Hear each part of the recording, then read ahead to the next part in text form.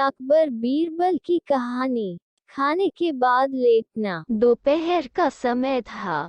राजा अकबर अपने दरबार में बैठे कुछ सोच रहे थे। अचानक उन्हें बीरबल की कही हुई एक बात याद आई। उन्हें याद आया कि एक बार बीरबल ने उन्हें एक कहावत सुनाई थी, जो कुछ इस तरह से थी: खाने के बाद लेटना और मारने के बाद भागना एक सयाने मनुष्य की निशानी होती है। राजा सोचने लगे, अभी दोपहर का समय है। यकीनन बीरबल खाने के बाद सोने की तैयारी में होगा। चलो, आज उसकी बात को गलत साबित किया जाए। ये सोचकर उन्होंने एक सेवक को आदेश दिया कि इसी वक्त बीरबल को दरबार में उपस्थित होने का संदेश दिया जाए। बीरबल अभी खाना खाकर बैठे ही थे कि सेवक राजा का आदेश लेकर बीरबल के पास पहुंचा। बीरबल आदेश के पीछे छिपे राजा की मंशा भली भांति समझ गए। उन्होंने सेवक से कहा, तुम थोड़ी देर रुको, मैं कपड़े बदल कर तुम्हारे साथ ही चलता हूँ।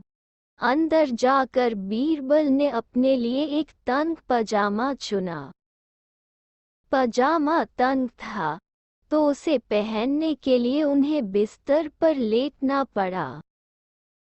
पजामे को पहनने का बहाना कर वे थोड़ी देर बिस्तर पर ही लेटे रहे और फिर सेवक के साथ दरबार की ओर चल दिए।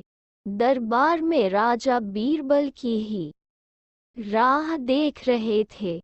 उनके वहां पहुंचते ही राजा ने पूछा, क्यों बीरबल, आज खाने के बाद लेटे थे या नहीं?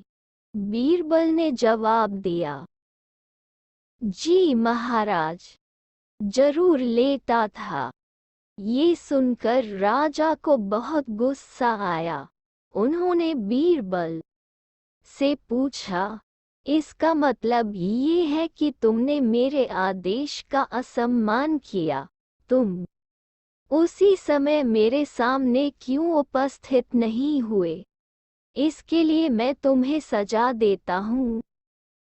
बीरबल ने तुरंत जवाब दिया, महाराज, ये सच है कि मैं थोड़ी देर लेटा था, लेकिन मैंने आपके आदेश की अवहेलना नहीं की है।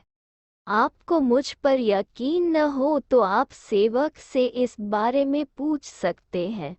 हाँ, ये अलग बात है कि मुझे इस तंग पजामे को पहनने के लिए बिस्तर पर लेटना पड़ा था। बीरबल की इस बात को सुनकर अकबर हंसे बिना रह न सके और उन्होंने बीरबल को दरबार से जाने दिया। कहानी से सीख।